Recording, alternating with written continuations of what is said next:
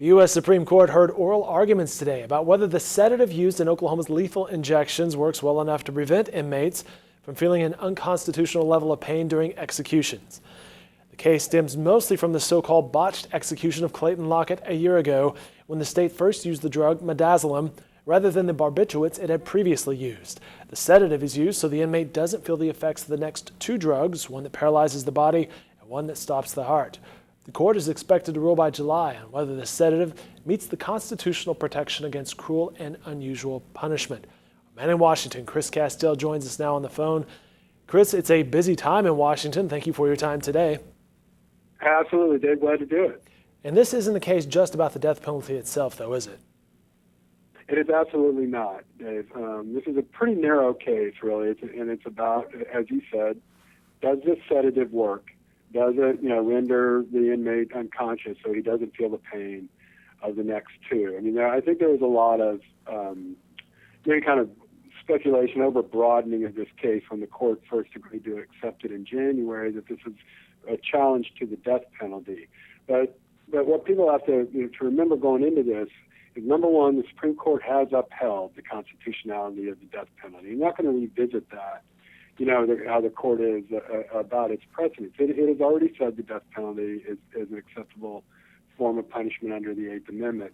It has also specifically upheld a three-drug protocol for lethal injection. That was a Kentucky case a few years ago, and that was with the use of barbiturates as a sedative that renders the inmate into a very deep unconsciousness, so he doesn't feel what the drugs that then follow. What's happened since then in a lot of states, and Oklahoma has faced this, is that a lot of drug makers do not want to provide that sedative to states for execution. Basically what they're saying is, we're not going to give you a drug to kill people. So the states have been increasingly kind of scrambling for that first drug, that sedative drug. The first drug is a sedative. The second drug is it paralyzes an inmate so he can't move. And then the third one stops the heart.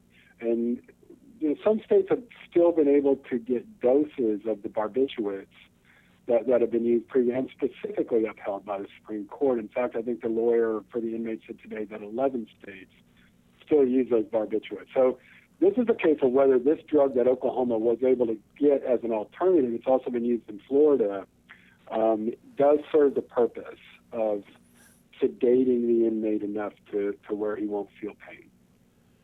Chris, we mentioned there may be a ruling by July, or there's expected to be a ruling by July, but today, was there a clear division among the justices? There's a very clear division among the justices, Dave.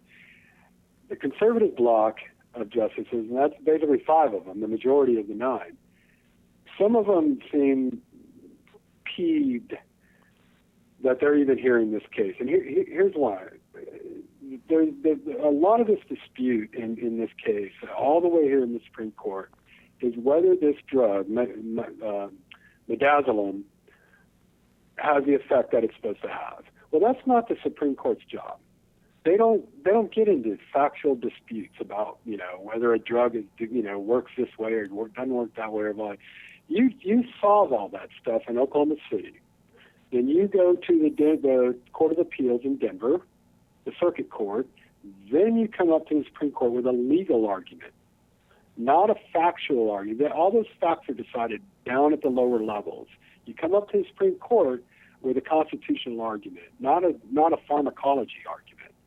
And that's what some of the, you never know who exactly agreed to even hear this case, but my guess would be that the 5 conservatives did not even want this case before them. They don't want to argue about whether a sedative works on your central nervous system or your brain.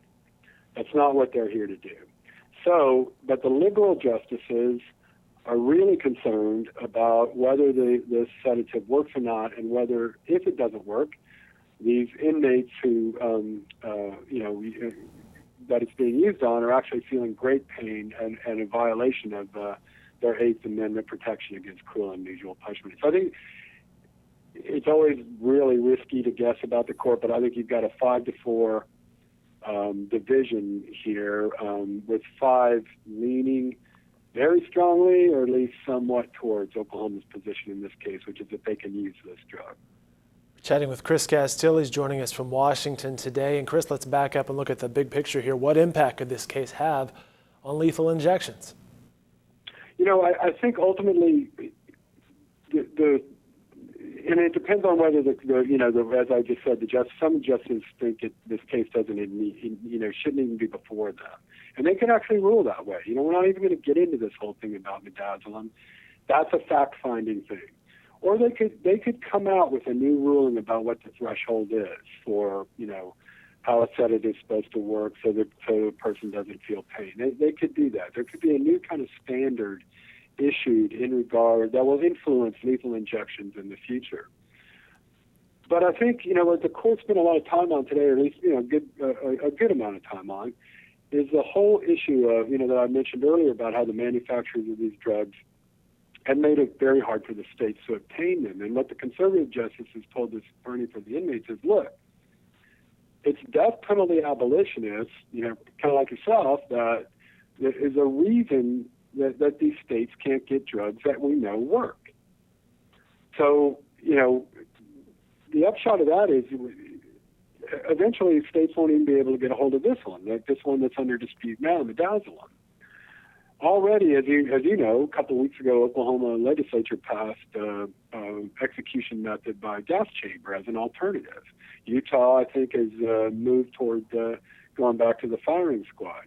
So what you're going to have is, this kind of constant debate about alternatives to lethal injection, which, by the way, as you may know, was actually devised in Oklahoma in the 70s as the most humane method. But I think what's going to happen is states are going to move to other things. They don't have to constantly, mess with this, and the court's going to be kind of constantly having to rule on whether firing squad, gas chamber, whatever, might meet the protections of the Eighth Amendment's guarantee against cruel and unusual punishment.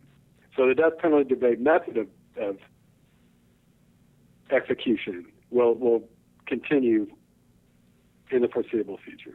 Scott Pruitt, and I know I'm rambling, but Oklahoma Attorney General Scott Pruitt's suggestion when I talked to him about all this last week was that states should get together and have their own compounding pharmacies, basically. They don't have to buy the drug from somebody else and make it. They'll get the chemicals to make these barbiturates, and then they don't have to worry about suppliers anymore. I assume they would still have to get willing pharmacists to do this, but it would at least, reduce the supply chain problem. An interesting solution to that potential roadblock. You call it rambling, we call it good analysis of all the nuances of this case. Chris, thanks for your time today. We appreciate it. All right, Dave, glad to do it. Sorry I went on so long. No worries at all. The High Court is certainly busy this week. Chris Castile is all over it. You can find his coverage in the Oklahoman and online at newsok.com.